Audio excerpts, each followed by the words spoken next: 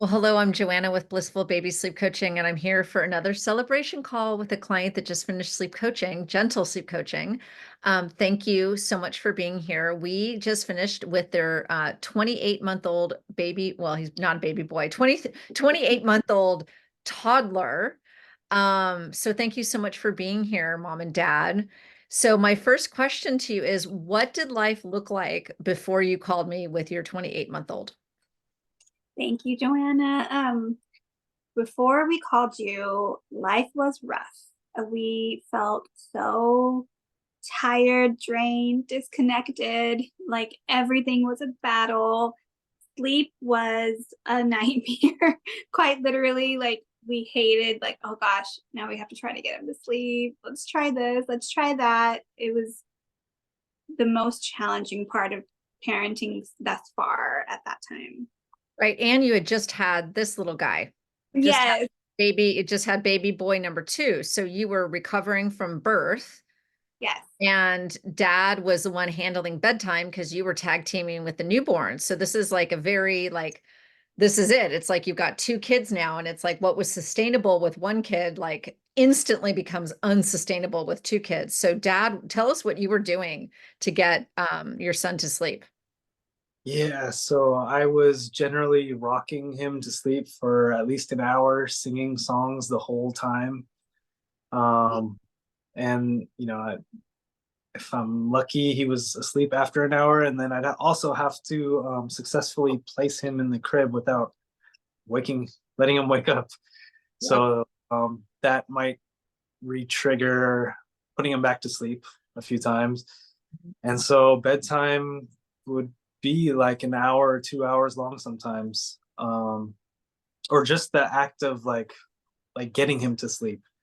So and then yeah, throughout the night there would be anywhere from 2 to 5 wake ups. So I'd be running into the room, putting him back to sleep, starting the process all over, rocking or patting through the night. Right. And so yeah, maximum like 2 hours of continuous sleep a night for for me during that time. Mhm. Uh, so Yeah, so it yeah, was literally like having two newborns. I mean, so mom had like the real newborn, and dad was literally caretaking a 28-month-old who literally had the same waking patterns, like 100%. forever to fall asleep. The transfer was always failing. Then he was awake 2 hours later. Then it was like all this effort to get him to go back to sleep. Then the transfer would fail. Then dad would have to do it over and over all night long. So yeah, so just like no wonder mom said like just misery, like just so depleted, so upside down. So what made you guys decide to ask for help? Um, we felt like I had done so much research Yeah. and read so much about sleep and every method, and it was nothing was really working that I was trying. And our pediatrician is one of the baby experts that we trust. So we asked our pediatrician. We would always tell our pediatrician what was going on with sleep and everything with considering our child. And we mentioned sleep again, and I messaged after the appointment like, hey, we're really struggling here, like, do you guys recommend anything? And that's when she mentioned you. So it takes a village, it's true, and sometimes you don't realize who that village is, you Yeah. know and I consider Joanna, you, a part of our village for sure, 110%. So yeah. Thank you. Thank you so much. Yes. And I should say that is a researcher. Mom is an expert researcher. Like you should probably start your own blog. Or like she's so good at researching. So they had been doing all the reading, looking at all the methodologies, trying things, trying to be, very conscientious, very kind, very considerate. They were asking for help and just hitting the wall, hitting the wall, hitting the wall, hitting the wall. And I just want to just have empathy for you and for every mom out there, every parent out there. Like sometimes it is hard to know to ask for help. And sometimes even when you ask for help, you might not be getting exactly the type of help you need, right? And I think that's kind of where Samantha fell into that hole where it was like she was asking for help, but it just wasn't the right type of help. And what, this family really needed was like very customized one-on-one high sleep detective work, right? Because their case was a tricky case. In fact, what was his, what do we call, we named him something funny. Curveball Keon. Yeah, curveball Keon. Yeah, because every step of the way, this kid threw us curveballs, right? So the good news is I'm not afraid of hard cases. In fact, I get like even more like, I got to figure this out, right? So, I think that again, Samantha had done all this work, all this research, all these trying of things.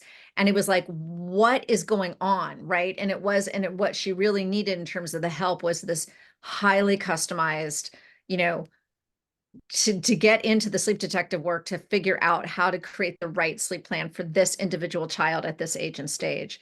So now that you asked for help, we started working together. What did you like the most about the process? Because you were really afraid of tears. So let's talk about that maybe. Yes. So I was always against Cry It Out. And I have so many wonderful mama friends who were okay with Cry It Out. And I considered it. And there's something inside my heart just would not let me do that. And yeah, I read a lot about it, and I read articles for it, and I read articles against it. And it was just something I had to go with my own intuition and my just instinct to not do Cry It Out, and to keep our connection very alive, and to respect my child and make sure he knows he's loved, and nothing is really wrong with him. We were all like learning, and yeah, it was just so many things. I wanted to still honor our relationship, honor him, get to know him better, and continue. We always had a good relationship with our child, and I wanted to continue that. I didn't want something to come in and jeopardize our attachment or our communication or anything like that. So that was very highly important to me. I think my favorite, or my thing I liked most about working with you and going through this journey, and I don't say that lightly, it truly has been a huge journey. It's so much learning has taken place as parents. Like I and Neil, we both learned so much about him and about ourselves, and what kind of parents we are and what kind of parents we want to be as well. But I think my favorite part, or like the process, was just, I think the most impactful was realizing he needed an earlier bedtime. That I think I just totally didn't realize, oh, after so many hours, he actually needs to sleep, even though he's not acting tired at all, but he is actually acting tired. It's his own way of acting tired. And that was something that was so impactful, because I use that every day. Like now I'm like, oh, I know what's going on. I know exactly what's going on. I can identify it and easily make changes I need to in his schedule and his day immediately. Another thing was learning about him, like all the detective work that you did that I know no other sleep coach would have done, because I talked to other sleep coaches prior to you. We just didn't end up working with them. But yeah, that was also something that I really, really, really appreciated, because I'm a nurse, I'm in the medical field, and I did not think of these things affecting his sleep the way that they actually did. So you doing all the detective work, and you using your resources and talking to who you needed to talk to, and just figuring things out, being an investigative journal, like investigating the baby and his every little move, really, really made a difference in how we see what was going on and how we now are responding to it. Yeah, exactly. And again, you guys, he was curveball Keon. Okay. So this was a tricky case, and the sleep detective work, it was like, and it's okay. Right. Because so the amount of learning we did we know about him that we did not know before, the amount that mom learned about herself, the amount that dad learned about himself. Like, Dad, why don't you talk to us about how much you learned about yourself as a parent in this journey? Because dad did the majority of the sleep training, you guys, right? Because remember, mom had this newborn baby. So it was like, we had to divide and conquer. Like it was, it was urgent. So what did you learn about yourself, Dad? Yeah, so I mean, as far as like the parenting, I'm definitely a lot more what's the word? I can be wishy-washy sometimes where I can kind of go with the flow and um if you have a persistent child, you could take advantage of that a little bit. So I learned a lot about, being consistent and being on the same page with your partner and, going at it as a team, Yeah. staying on the same page and being really like, this is what we're doing.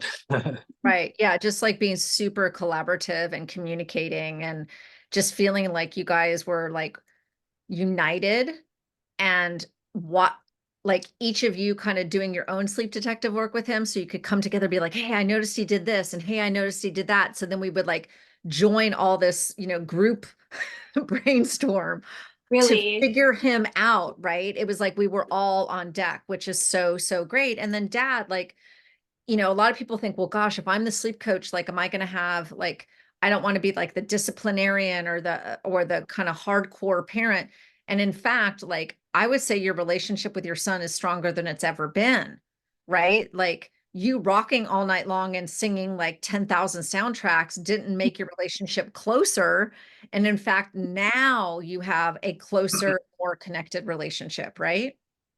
Yeah, I would say that's very true. With the way in that time, yeah, we were spending all that time together, but it's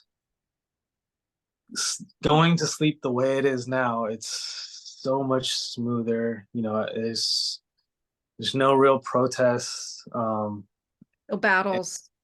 Yeah, Mhm. yeah. So there's more time for everything, with the Right. happy, rested baby. Mhm. Right. Yeah. Now you have a well-breasted. In fact, so let's tell everyone what life looks like now. So what now you've been through the process. We're like standing in the sunshine. It's like, woo, whole new world. So what does life look like now? What's possible in your life now that wasn't possible before? So before, I guess we were starting right around like 8 o'clock to put him to sleep. And then he might not be asleep till like 9 or 9:30. Mhm, So then, our free time basically starts at 9:30. mhm. Whereas right now it starts at 7. So Yeah. it's like two and a Dependably. like Dependably. yeah.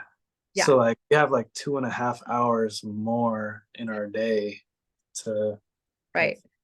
do anything. Yeah. Right. And bedtime is peaceful, meaning he Oh, goes to, oh, right? Right, it's mom? Like tell us about bedtime. Like what does bedtime look like now?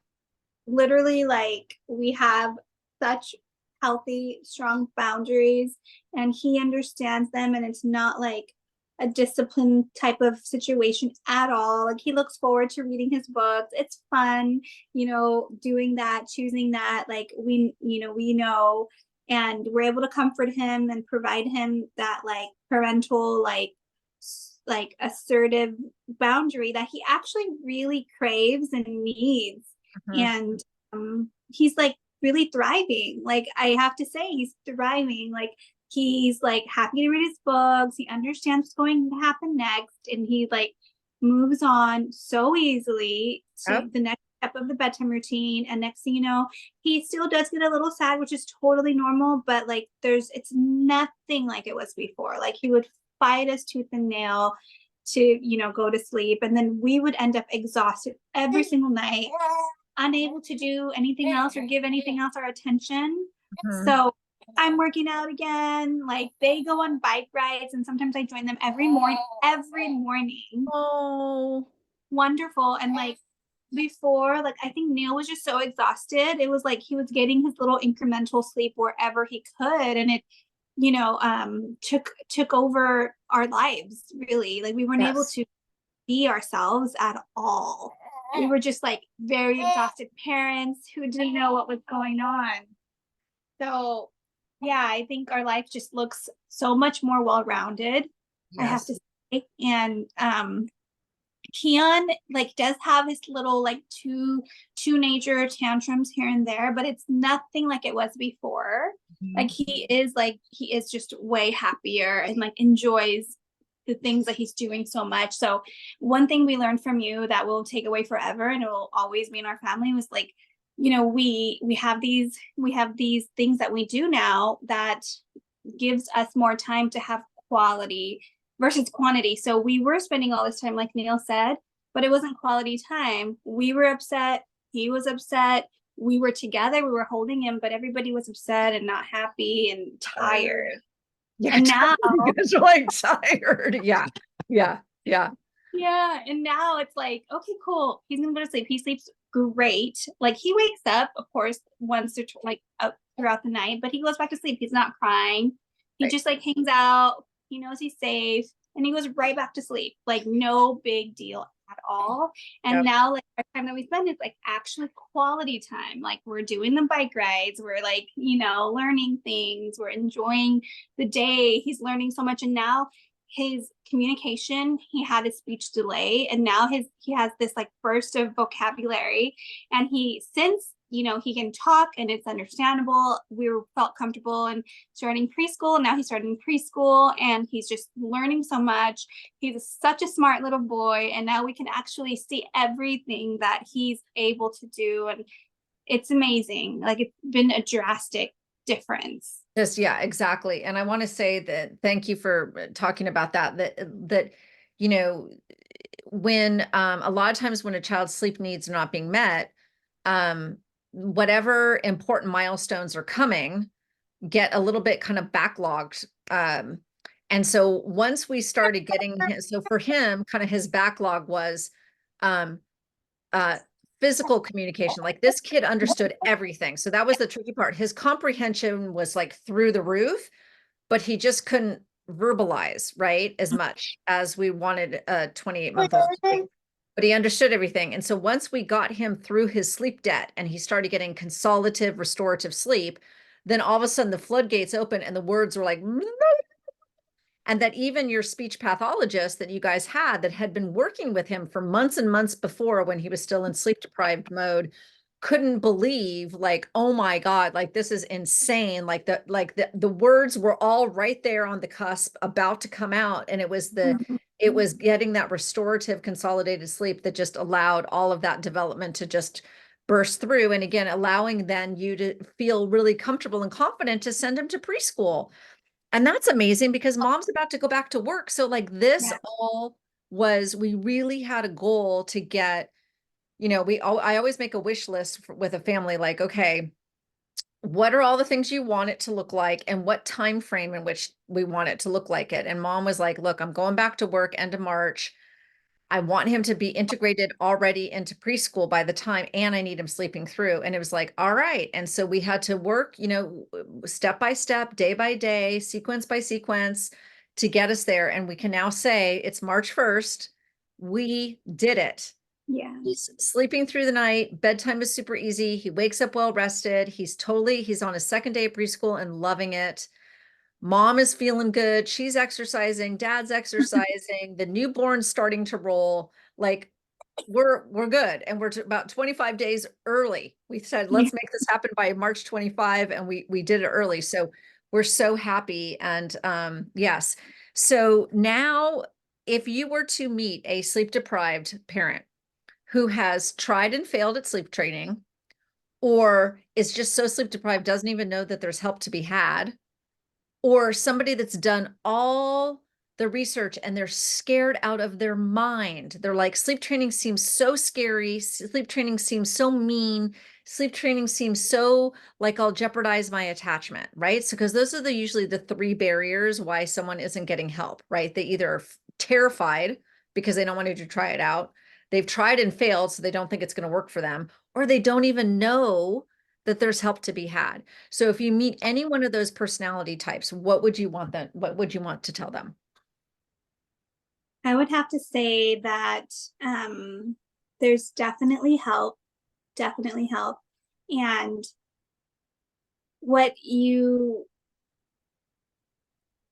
have to realize that it's not, being a parent can feel mean sometimes. And it's not all going to be like, oh, you're doing a great job, yay, woo woo. Sometimes it's going to be like, okay, in teaching them something and helping them learn something. And sometimes you're not even teaching them, you're just like a guide, you know. And sometimes the guide needs a guide. The guide needs a guide. That's good, Mom. I like it. Yeah. Like we know like exactly what's appropriate sometimes. And it's nice to have someone who's well versed in child development, in what's appropriate, and can communicate so effectively and understand what we're saying, because you have to understand us too. Yes. And understand our child. I know, Joanna, you would always ask us, how do you feel, Mom? Okay, how do you feel, Dad? Like, it was a priority every single meeting to know where we were, where our heads were, and how we were. And that just shows that the importance of the family unit. And so to families that are considering it and maybe wondering if it's going to jeopardize any attachment, not this method, not this route at all. If anything, it's made us totally come together stronger, and it's made me understand my role and, you know, understand what's most effective. So our attachment's better, and it is scary. That is true, but it's so worth it. So worth it. And you're never alone in doing it. You're never alone. Yeah. Anything you want to add, Dad? Yeah, I mean, this is kind of, it doesn't answer those three like things, but you know, for those who have like tried sleep training based on like things you've seen on YouTube or something like that, we definitely went through that and it wasn't working. And we definitely just kind of needed some customization to like how we deal with like our son's temperament and like little things that he was doing. And a YouTube video can't like adjust to the exact, like every baby's different. So that YouTube might work for like 50% or 70% of other kids, but it might not work for you. So being able to have someone really customized to exactly what we were dealing with was key. Yeah, definitely. Well, thank you so much for trusting me. I always like to do these celebration calls because I like to say I'm leading a well-rested family revolution. Yes. And you are now a proud new member of the well-rested family revolution. So thank you for trusting me and gentle sleep coaching. And we did it. Yay. Yes, we did. Thank you, Joanna. Thank you, Joanna. Really. You're welcome.